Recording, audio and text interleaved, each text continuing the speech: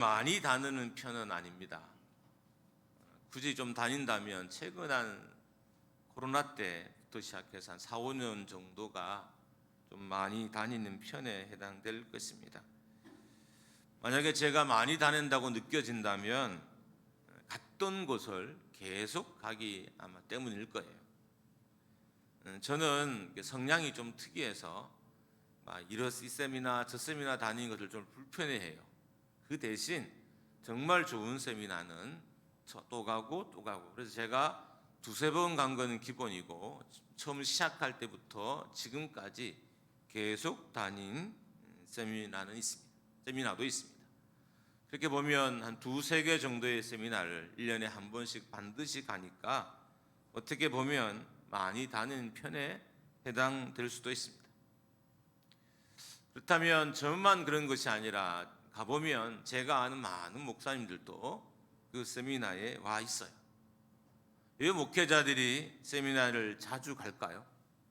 그것도 어떤 분들은 정말 자주 가요.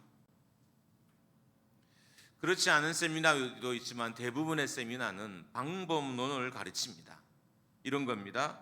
어떤 성경 공부를 시켰더니 교회의 분위기가 바뀌었더라.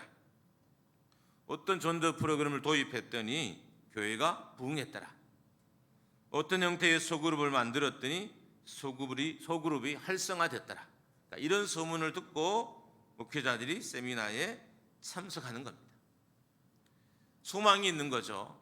이 세미나에 참석하고 이 도구와 이 방법들과 이 프로그램을 교회에 도입하면 우리 교회도 새로워지겠지라는 기대감, 소망이 있기 때문입니다. 문제는 이렇게 세미나 또 교육들을 참석한다고 해서 교회에 많은 변화가 없다는 거예요. 만약에 그런 변화가 있었다면 우리 교회뿐만 아니라 세미나를 많이 참석할수록 교회는 더 많이 부흥했을 것입니다. 너무 방법론에 빠져서 방법론을 맹신하는 것도 것을 하지 말라는 의미인 거예요. 이 도구를 도입하면, 이것을 하면 회사도 마찬가지 않나요? 다른 회사가 잘한다고 해서 내가 그것을 도입하면 반드시 내가 성공하는 건 아니에요. 그 정신과 또 그 지식과 지혜들이 있어야만 회사를 동일하게 운영할 수 있는 것이지, 남이 하는 것을 내가 한다고 해서 우리 회사도 그 회사처럼 크게 되거나 크게 성장하지는 않습니다. 많은 사람들이 교회의 문제나 때로는 사회의 문제를 해결하기 위해서 방법론을 도입해요. 이걸 하면 되겠다, 이걸 하면 변화되겠다, 이걸 하면 교회가 고쳐지겠다는 생각을 하고 도입을 합니다. 만약에 방법론이 교회를 새롭게 하고 부흥하게 한다면 우리나라에서 가장 잘 되는 교회를 찾아가서 그 교회가 하는 프로그램을 가지고 와서 우리 교회가 그대로 옮기면 우리 교회도 부흥하게 될 것입니다. 근데 실제로는 그런 일이 일어나지 않아요. 왜 그럴까요? 방법론이 문제인 것이 아니기 때문인 거예요. 방법론의 문제가 아니기 때문인 것입니다. 그런데 문제는 교회가 이 방법론에 빠져 있어요. 성도들도 보면 우리도 저 교회에서 하는 것 해요. 우리도 잘 되는 교회를 좀 이렇게 벤치마킹해서 그 교회를 잘하는 것들을 우리도 한번 해봐요 라고 우리 교인들은 말하진 않아요. 조금 하셨으면 좋을 텐데 별로 하진 않고, 저를 믿는 것인지 아니면 별 생각이 없는 건 잘 모르지만 별로 말씀은 하지 않지만 주로 주변에 보니까 그런 이야기들을 많이 하시더라고요. 그러니까 교회도 그렇고 세상도 그렇고 방법론에 빠져 있는 것입니다. 트렌드를 따라가면 교회가 새롭게 될 것이라고 생각하는 겁니다. 물론 교회가 세상을 읽는 눈도 필요하고요, 세상의 트렌드를 참고할 필요도 있습니다. 세상과 동떨어지지 않기 위해서 세상이 편하게 교회를 접근할 수 있도록 길을 만들고 문화를 만드는 것도 필요합니다. 세상과의 소통을 위해서 도구들도 필요합니다.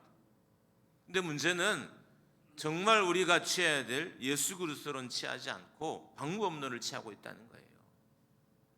정말 그 방법을 통해서 부흥한 교회를 가보면 실제로 오랫동안 보면 그 방법이, 그 프로그램이 교회를 부흥시킨 것이 아니라 그 안에 있는 하나님의 역사가 교회를 부흥시킨 거예요. 근데 사람들은 방법론에 빠져서 그들이 가진 예수 그리스도의 만남과 또 성령의 은혜들과 성령의 풍성하심들을 누리지 못하고 방법론은 취해서 오기 때문에 교회가 부흥하지 않게 되는 것입니다. 더 좋은 악기를 도입하면, 더 좋은 프로그램을 도입하면, 장소를 리모델링하면 교회가 변할 것이라고 생각합니다. 교회의 본질인 영혼 구원의 사역을 감당할 수 있을 거라고 믿습니다. 그런데 그런 일은 일어나지 않습니다. 이런 거죠. 그런 좋은 방법들을 도입하면 교회가 즐겁기는 해요. 우리 눈의 만족도 얻을 수 있어요. 영상으로 우리 뒤 화면이 반 잘려서 이렇게 나와서 같은 색깔로 한번 이렇게 해봤어요. 근데 저희가 이게 이렇게 한 게 처음이라서 조금 진한 걸 내야 되는데 너무 밝은 걸 내서 하여튼 아주 밝은 강단이 되긴 됐어요. 이렇게 하면 또 좀 더 좋은 디자인을 하면 보는 건 좋아요. 그러니까 뭐 나쁜 건 없지만, 그러나 그렇게 간다고 해서 교회가 영혼 구원이라는 본질적인 사역을 감당할 수 없다는 거예요. 마음의 감동은 있지만 영혼의 감동은 없다는 거예요. 우리의 눈과 귀는 만족시킬 수 있을지 모르지만 우리의 영혼이 만족하는 역사는 그 안에서 일어나지가 어렵다는 것입니다. 제가 설교할 때 설교를 아마 한참 동안은 교회 처음 온 분도 들을 수 있을 정도로 이렇게 할 거예요. 그래서 오래 다닌 분들은 좀 밋밋할 수도 있고, 또 고민이 많은 분들은 생각이 덜 담겨서 답답할 수는 있겠지만, 어떻든 당분간은 교회 처음 오거나 신앙이 깊지 않은 사람들도 다 들을 수 있을 정도로 풀어서 하고 또 예화를 곁들여서 당분간은 하려고 합니다. 그래서 옛날 교회 이야기 좀 하겠습니다. 제가 다니던 고등학교는 불교 재단이었어요. 그러니까 선생님도 불교가 많았고 무종교가 많았고 기독교는 거의 찾아보기 어렵습니다. 그렇기 때문에 주일을 지키고 수요 예배를 지키는 것이 어려웠어요. 지금으로는 말이 안 되죠. 근데 그때는 수요일도 야간 자습을 빠지면 이렇게 체벌을 받던 때였어요. 심지어 주일도 시험을 치기도 하고요. 주일도 자습을 하는데 참석하지 않으면 이게 체벌의 대상이 되기도 했어요. 지금은 이런 일을 할 수도 없지만 저희 때 아마 저랑 비슷한 연배의 분들은 비슷한 상황을 많이 겪었을 것입니다. 고2 때의 기억으로 나는데 이 선생님은 좀 독해서 하여튼 자습을 빠지면 5대에 매질을 하시는 거예요. 근데 이 매가 조그만 뭐 쌀이로 만든 이 매가 아니라 밀대저로처럼 긴 당구 큐대 같은 것들을 가지고 이렇게 뒤로 이렇게 때리셔요. 근데 저는 기본적으로 수요일을 4번을 빠져야 되니까 한 달에 20대는 기본으로 맞아야 돼요. 그때만 제 맵집이 좀 길러졌나 봐요. 그리고 가끔은 주일날도 오라고 하니까 저도 안 가요. 무조건 교회를 갔으니까. 근데 이게 합쳐지면 최장으로는 당구 큐대로 35대를 맞아보기도 했어요. 여러분, 제가 이렇게 선생님이 때린다고 해서 수요예배 가는 것을 멈췄을까요? 아니요. 계속 갔어요. 시험을 쳐서 제 불이익이 있다고 해서 제가 교회를 안 갔을까요? 아니요. 계속 갔어요. 주일날 교회에 간다고 해서 선생님이 체벌을 할 때, 그래서 이 체벌의 수가 거의 40대 가까워진다고 해서, 여러분 그 정도 맞으면 사람이 쓰러져요. 굳이 시험을 해보겠다면 오십시오. 그럼 제가 사실이 아닌지 증명해 드리겠습니다. 쓰러져요. 그렇게 맞았다고 해서 제가 교회를 갔을까요? 안 갔을까요? 갔어요. 왜냐하면 저는 한 번도 교회를 안 가야 된다는 생각을 고등학교 때 해본 적이 없어요. 어떤 문제가 내 신상에 일어나도 교회를 안 간다는 것은 생각해 본 적이 없었습니다. 교회가 좋지 않으면, 믿음이 없었으면, 교회에 대한 교회의 감동이 없고 교회 하나님과의 만남이 없었으면 제가 이랬을까요? 교회가 진짜가 아니었으면 제가 이랬을까요? 교회는 진짜였던 거예요. 그것에 만난 선생님들도 진짜였고요. 많은 선생님들이 저를 위해서 기도해 주시고 또 끌어안고 기도해 주셔서 제가 사춘기를 그 교회에서 잘 보낼 수 있었어요. 비록 선생님들이 화려하진 않지만 전사님들도 그렇고 그렇지만 사랑이 있어서 밤새 교회에서 놀면 그 다음날 집사님들이 음식도 해주시고, 그러니까 그런 기억이, 교회가 너무 좋아서 매질을 당해도 교회를 안 간다는 생각은 해본 적이 없는 거예요. 교회를 가면 칭찬해요. 그러니까 수요일날 제가 교회 가면 저는 많은 어른들의 칭찬의 대상이 되는 거예요. 그게 너무 좋았던 거예요.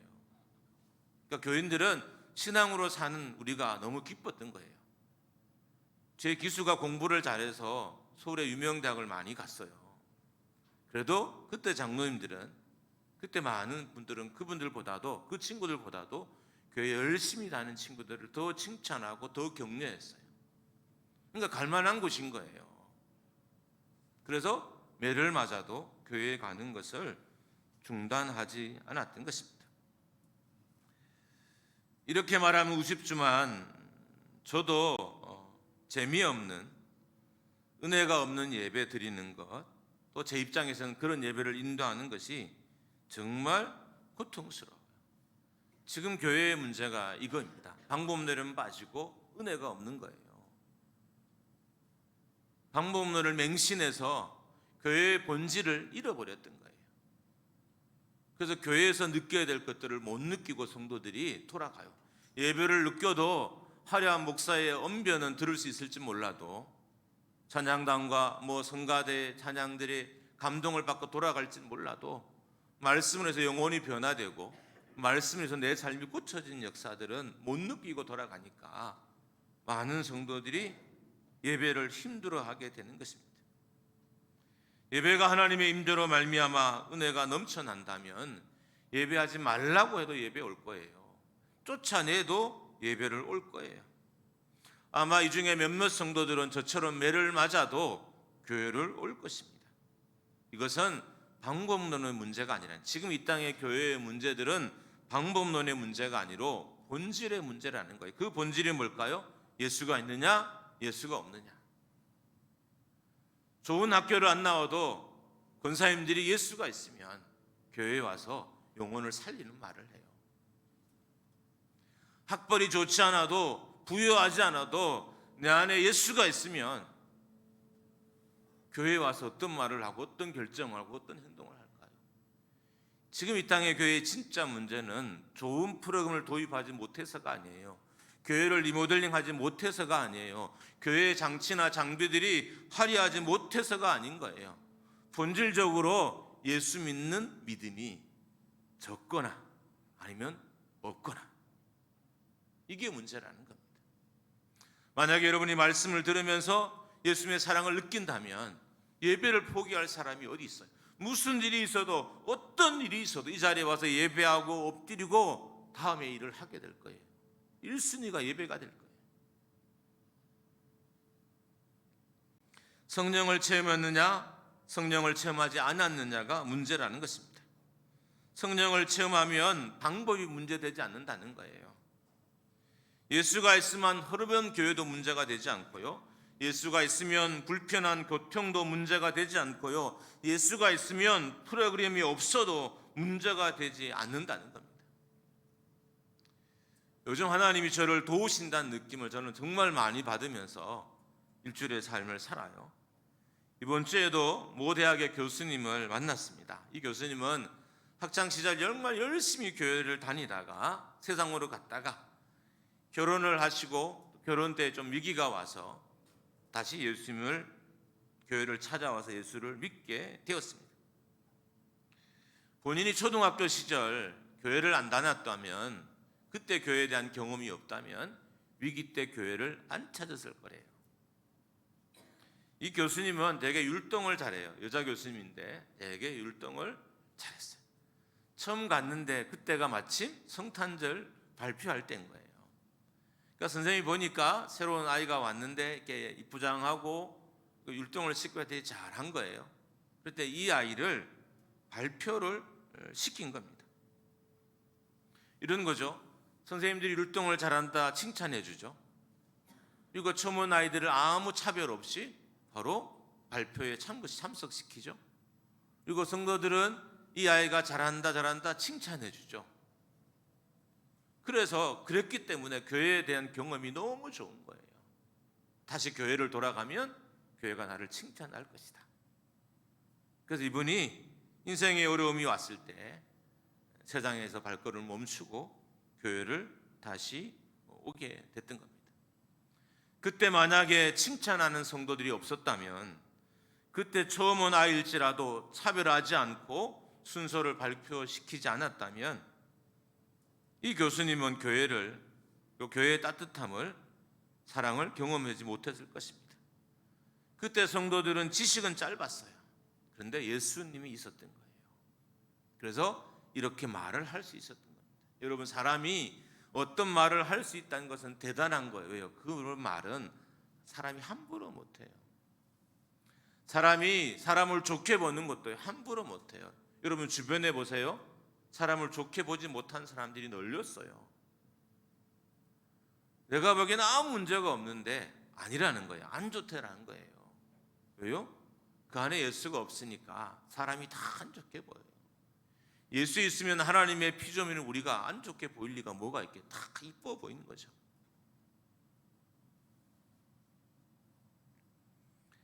그때 성도들은 지식은 짧았습니다.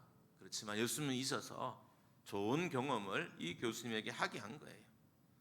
그래서 인생의 위기가 오자 다시 발걸음을 교회로 옮기게 됐고, 지금은 그 대학의 기독교 서클의 지도 교수로 지금은 이제 잠깐 멈추고 있는 데 있었고, 또 제가 하려는 사역에 도움을 주려고 학교를 가면 열심히 주변에 크리스찬 교수님들을 저한테 소개해줘요. 만나고 소개해주고 또 교제하고 지금 그런 상황에 있습니다. 많은 믿음의 선배들이 매를 맞으면서 교회를 다녔던 것은 성령을 체험했기 때문인 거예요. 많은 믿음의 성도들이 교회를 다니면서 세상적인 수입의 손해를 보면서 교회를 다녔던 것은 예수님을 만났기 때문인 거예요. 여러분, 예수님을 만나면 예수님 때문에 당하는 손해는 아무것도 아닌 것처럼 여겨져요. 예수님을 정말 만나면 예수 때문에 당하는 손해는 아무렇지 않게 여겨진다는 거예요. 주의를 지키면 손해볼 것 같고 예수님 잘 믿으면 손해볼 것 같은 건 정말 그 안에 예수 그리스도가 계시지 않기 때문인 거예요. 있었더라도 시험에 들었기 때문인 겁니다. 많은 믿음의 선배들이 불이익을 당하면서 교회를 다녔던 것은 예수님의 사랑을 경험했기 때문입니다. 성도들의 애정을 몸으로 느꼈기 때문에 그 기억이 그대로 몸에 남아 있어요. 여러분, 몸이 기억하는 것은 정말 무서워요. 학대받은 아이들은 학대자가 했던 제스처를 다른 사람이 취하기만 해도요, 그대로 반응이 이렇게 와요. 몸의 기억은 무서워요. 교회에 왔을 때 정말 우리 교회가 성령으로 충만해서 이 몸이 편하고 따뜻함을 기억하면 사람들이 그냥 오게 됐어요. 야, 그 교회에 갔더니 내 몸이 안 아프더라. 나 그거 예배 드렸더니 그렇게 아픈 통증이 예배 중에 멈추더라. 나 갈란다. 이렇게 되는 거예요. 저도 자꾸 오래 있다니까 사투리가 늘어나는데 그냥 이해하십시오. 몸의 기억이 마음과 영혼의 기억은 지워지지 않습니다. 그래서 우리가 예배를 통해서, 우리의 사역을 통해서 우리의 몸이, 우리의 영혼이, 우리의 마음이 예수 그리스도를 경험하도록 해야 돼요. 그러면 누구도 교회를 떠나지 않고 떠났다 할지라도 다시 돌아오게 되는 것입니다. 우리의 영혼에 예수 그리스도가 각인돼야 돼요. 교회는 어떤 곳이냐? 예수 믿지 않는 사람들이 교회를 오면 예수 믿는 우리로 말미암아, 우리 안에 계신 예수 그리스도로 말미암아 저들의 영혼에 예수 그리스도가 각인되어져야 돼요. 이게 교회다운 모습인 겁니다. 예배를 드리면 그들의 영혼과 마음에 그리스도가 각인되어져 가는 거예요. 교회 사역을 함께하면 그들의 영혼과 마음에 예수 그리스도가 각인되는 거예요. 교회에서 기도를 하면 그 몸이 기억할 은혜들을 경험하게 되는 거예요. 그래서 이런 사람들은 불이익이 와도 교회를 떠나지 않고요, 어려움이 와도 교회를 떠나지 않고요, 큰 위기가 오고 고통이 와도 교회를 떠나지 않아요. 왜요? 몸이 기억하고 있으니까. 그 영혼이 어디 가면 사는지를 기억하니까. 여러분, 음식점 중에 정말 맛있는 집은 1년이 지나잖아요. 생각하면 입에 침이 고여요. 경험하시죠?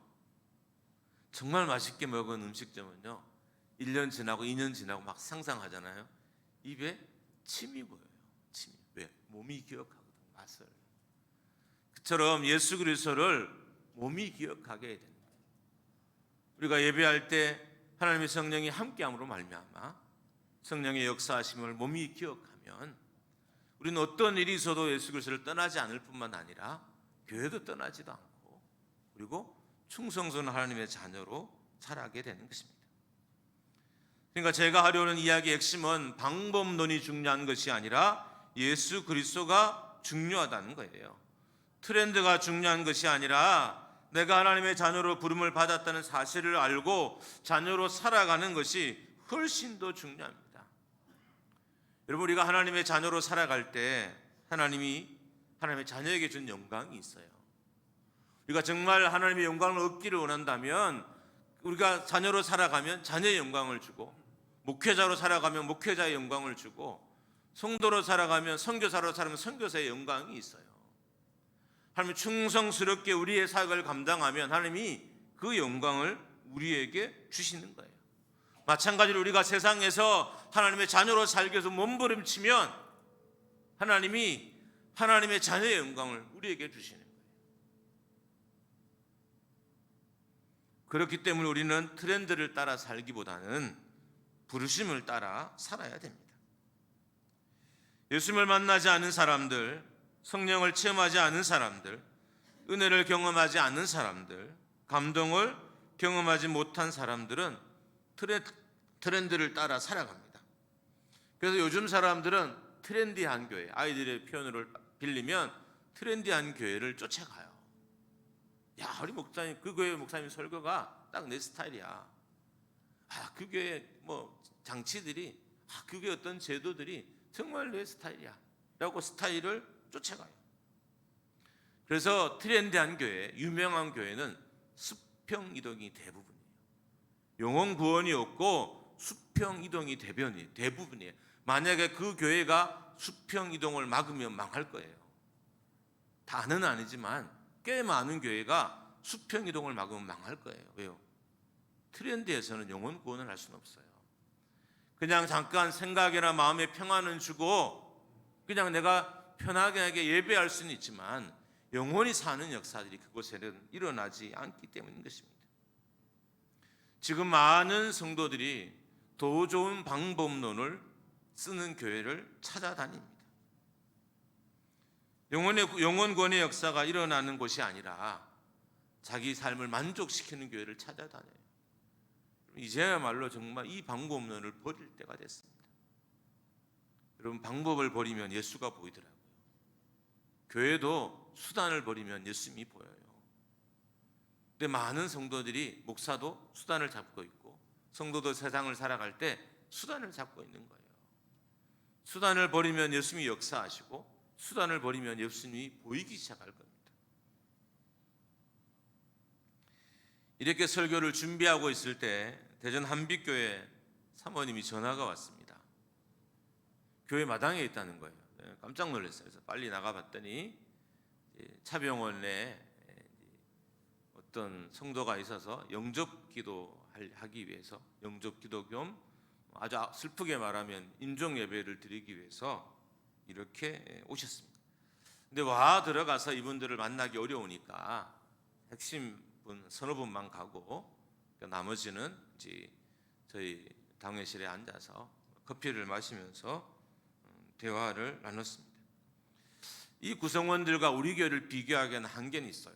일단 사모님이 있었고 또 부목사님이 있었고, 그리고 대부분 거기에 오는 권사님들은 그 교회에서 이제 정말 큰 역할을 감당하는, 식당 전체를 감당하거나 또는 구역에 우리로 말하면 가장들이죠. 가장인 분들이 대부분이었습니다.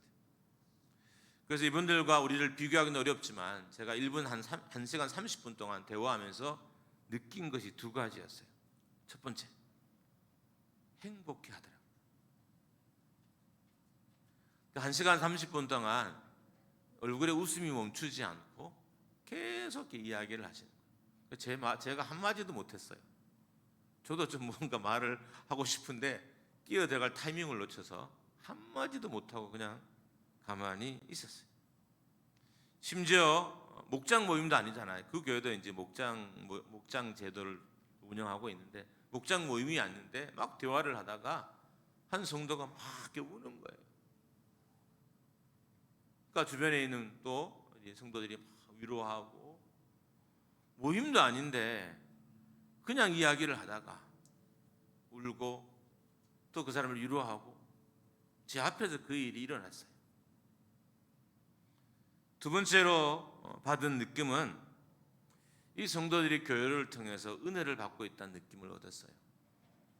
그러니까 끝까지 하는 말이 우리 교회 목사님, 우리 교회 전사님 말씀이 좋다. 또 그래서 계속 그 이야기만 하는 거예요. 요즘 얼마나 은혜가 되는지 모른다는 등등 계속 그 이야기만 하는 거예요. 물론 지금 교회가 50일 기도학교 중이 있어서 새벽 저녁으로 계속 기도하니까 은혜가 있겠죠. 그런데 말씀을 그분들이 가시고 난 후에 다시 말씀을 준비해야 되잖아요. 이 생각이 나더라고요. 이 사람들이 교회를 떠날까? 아니야, 죽어도 없겠더라고요. 이분들은 아무리 시험이 오고 아무리 시련이 많아도 교회를 떠나지 않겠더라고요. 왜냐하면 예수님에 대한 경험이 가득 찬 분들인 거예요. 예수님을 만났고 성령을 체험했기 때문에 교회를 떠날 일이 없는 것입니다. 예수님의 사랑이 왜 위대하냐면 이 사랑은 끊어지지 않는 사랑입니다. 오늘 본문 35절입니다. 같이 한번 읽습니다. 시작. 누가 우리를 그리스도의 사랑에서 끊으리요? 환난이나 공고나 박해나 기근이나 적신이나 칼이냐 위험이나 칼이랴. 그러니까 이런 것들이 와도 예수 그리스도의 사랑을 경험한 사람들은 교회를 떠나지 않는다는 거예요. 예수님의 사랑은 너무 견고하고 너무 든든해서 환난이 오고 곤고나 박해와 기근과 적신과 위험이 와도 끊어지지 않는다는 거예요. 버려질 수 없는 사랑이라는 겁니다. 그래서 교회를 찾고 예배 자리를 찾고 하나님 앞에 엎드리게 된다는 의미예요.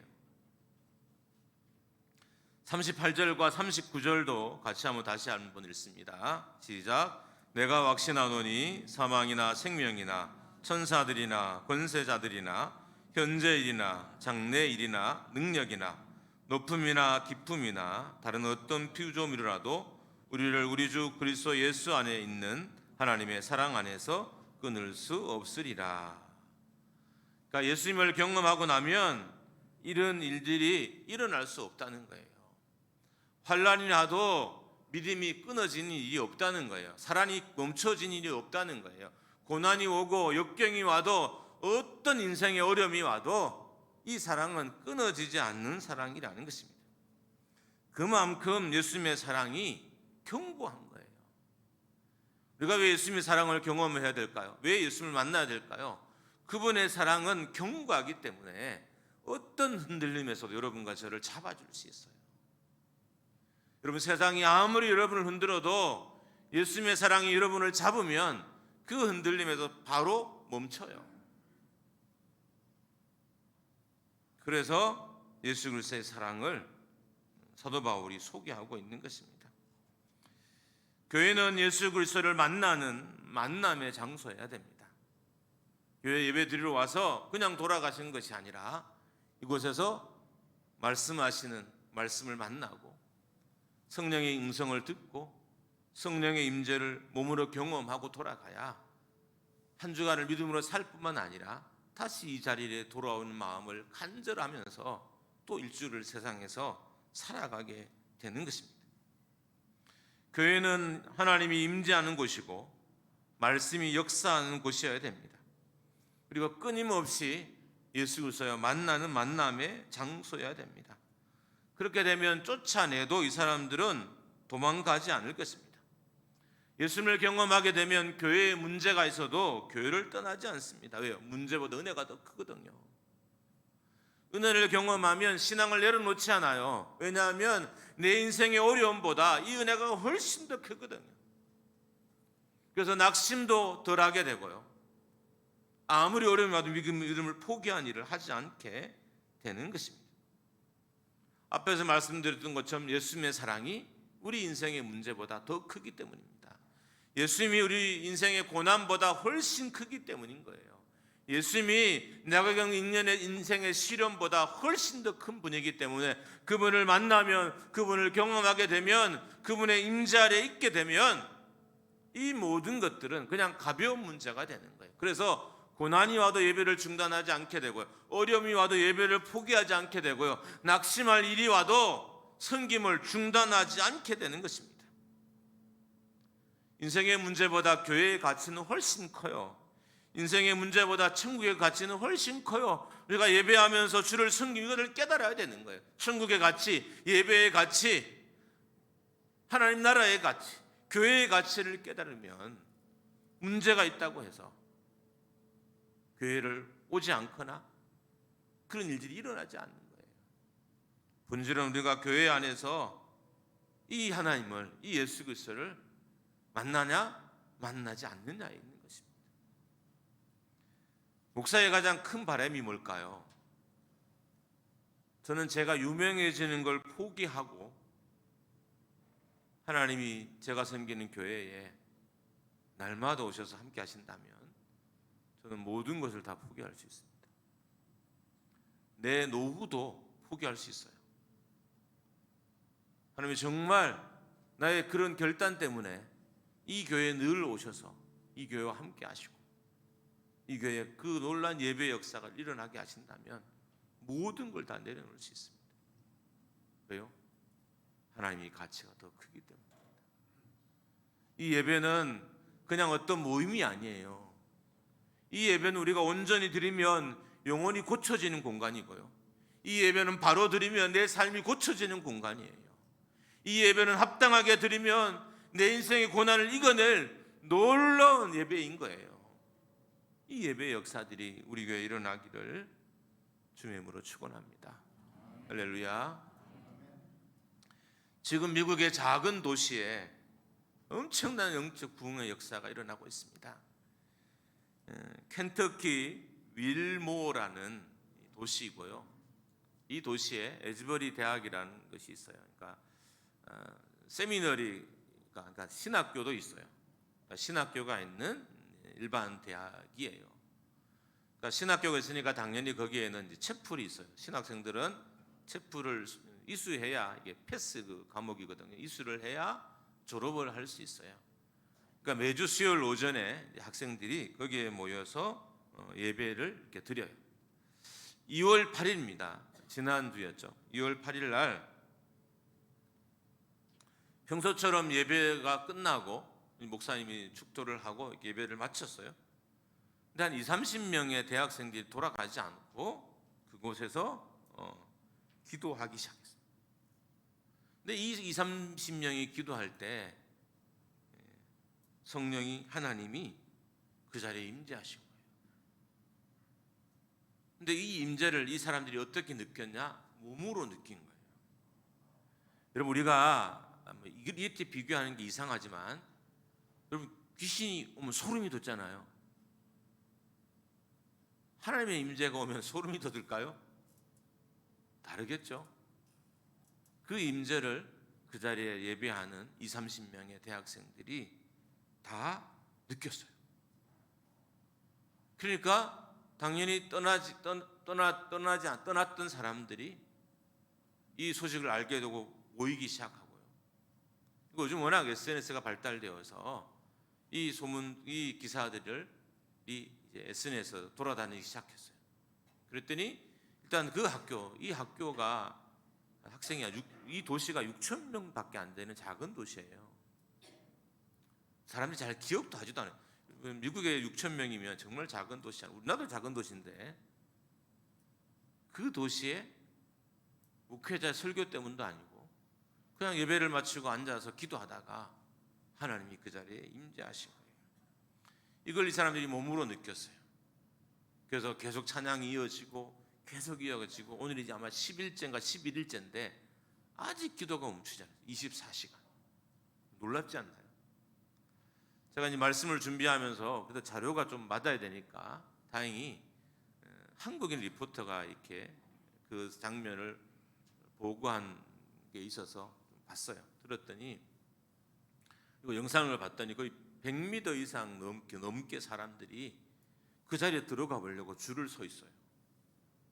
심지어 교회 본당이 채플실이죠. 채플실이 꽉 차서 거기 들어가지 못한 사람들은 그 앞에 넓은 마당에 서서 계속 기도하고 찬양하는 거예요.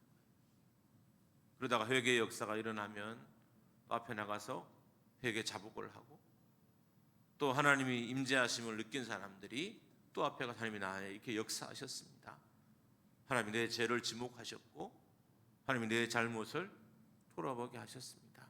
막 이렇게 막 고백이 일어나기 시작하니까 지금도 이 기도가 이 찬양이 계속 찬양하고 기도하는데 이게 멈춰지지 않는 거예요.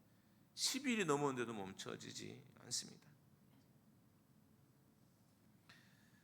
설교를 준비할 때까지도 이 일이 계속되었고 제가 오늘 아침에 다시 혹시 그런 상황이 멈춰졌을까 봐 또 확인했을 때도 아직도 이 일이 진행되고 있었습니다. 왜 많은 사람이 거기 몰려들었을까요? 언젠간 이 사람들이 옛날이죠. 하나님을 경험했던 거예요. 근데 지금 자기 교회는 그 하나님의 임재가 없는 거예요. 그래서 하나님의 임재가 있는 곳을 찾아온 거예요. 어쩌면 이 땅도 그럴지 모르겠습니다. 그 옛날 우리의 권사님들은 교회에서 다 하나님을 느꼈어요. 예배 중에도 사역을 하면서 다 느꼈어요. 어느 순간 교회가 방법론에 빠지면서 이 하나님을 경험할 수 없는 공간이 된 거예요. 그 중심에는 아마 목회자인 목회자들이 많이 설 수 있겠죠. 저는 그래서 다시 한번 꿈을 꾸게 되더라고요. 우리 교회가 물론 열심히 노력할 거예요. 앞으로 이 화면도 바꾸고 부족한 걸 많이 바꿔 내려가겠지만 본질적으로 예배를 통해서 하나님을 만나는 교회가 되죠. 찬양을 통해서 하나님 임재를 경험하고 그 임재를 경험한 청년들이 또 청년들을 불러오고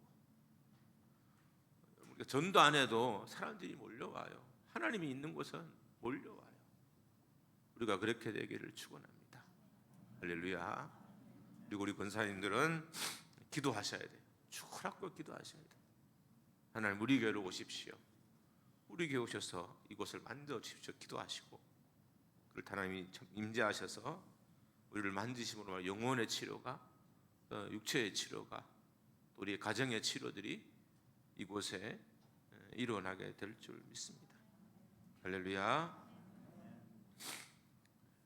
만약 우리가 하나님의 임재를 경험하게 되면 교회는 영혼 구원의 사명도 감당할 수 있고요. 하나님의 임재를 경험하게 되면 세상의 어떤 유혹도 이겨낼 수 있습니다. 그리고 우리 앞에 있는 어떤 사명도 감당할 수 있어요.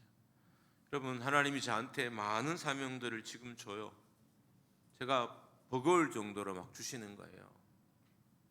그래서 어떤 대학을 갔는데 내가 아이 대학생들에 대한 복음에 대한 비전을 가지고 계속 지금 이 학교를 방문하고 찾고 있습니다. 그랬더니 교수님들이 목사님 그러면 저희가 목장교회 청년들을 이렇게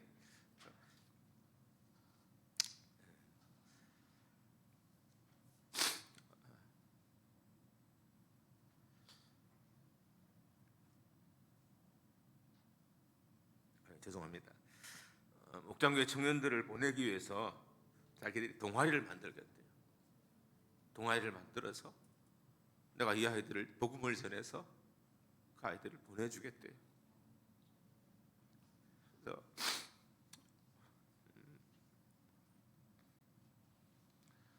저는 구미 땅에도 이런 영적인 변화가 일어날 수 있다고 믿습니다. 우리의 20대, 30대들이 어떻게 사는지 목회처럼 보면 알잖아요. 밤새 먹고 밤새 토해요. 저는 새벽에 얘들 그 개워낸 그 토안이 치운이라고. 입으로만 싸면 괜찮은데 뒤로도 싸나요. 그거 치운이라고, 냄새만이라고. 마음이 슬퍼요. 아이들이 교회를 다 떠났어요. 왜 그럴까요? 교회가 교회답지 않은 거죠. 와봤더니 목사가 같지도 않고, 직분자니 집사 같지도 않고, 직분자 같지도 않고, 그러니까 아무 기명이 없는 거예요. 그래서 그냥 교회를 왔다가 다 떠나가요. 그리고 지금 우리 자녀들 중에도 교회 안 다니는 자녀들이 많아요. 최근에는 다시는 교회 안 가겠다는 자녀의 말을 듣고 제가 그때 아마 좀 더 충격을 받았던 것 같아요. 그래서 아니다, 이제 우리 교회는 정말 예수가 있는 교회가 되어야 되겠다. 우리 교회, 우리 예배가 예수가 있는 교회, 예배가 되기를 주의 이름으로 축복합니다. 이제 찬양합니다.